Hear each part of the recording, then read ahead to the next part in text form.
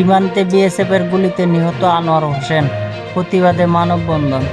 কুমিল্লায় বুড়িচং উপজেলার জামতলা এলাকার ভারতীয় সীমান্তে বিএসএফের গুলিতে নিহত হন আনোয়ার হোসেন। এর প্রতিবাদে মানববন্ধন করেন ভুক্তভোগী পরিবার ও তার শুভাকাঙ্ক্ষীরা। আয়োজনে বুড়িচং উপজেলার সর্বস্তরের জনগণ। এতে বক্তারা বলেন, আমাদের বন্ধু রাষ্ট্র তারা আমাদেরকে দুই একদিন পর পর আমাদের ভাইদেরকে, আমাদের নিরীহ জনগণকে হত্যা করে লাশ উপহার দেয়।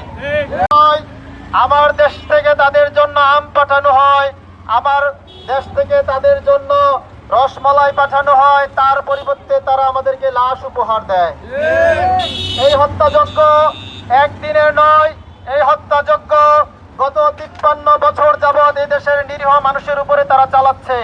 সুতরাং আমি আপনাদেরকে এই মেসেজ দিতে চাই, আমরা আজকে এখানে দাঁড়িয়েছি যাদেরকে হত্যা করেছে তার পরিবার বর্গকে নিয়ে, অসহায় পরিবার, তারা তাদের একমাত্র পরিবারের অবলম্বন, তার বাবা তাকে হত্যা করেছে অন্যায়ভাবে, ধরে নিয়ে তাকে ব্রাশ ফায়ার করা হয়েছে।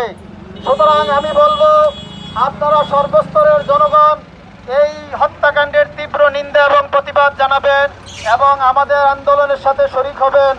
এবং সকলের প্রতি আমার উদাত্ত আহ্বান যে কোনো মূল্যে বর্ডার হত্যা বন্ধ করতে হবে।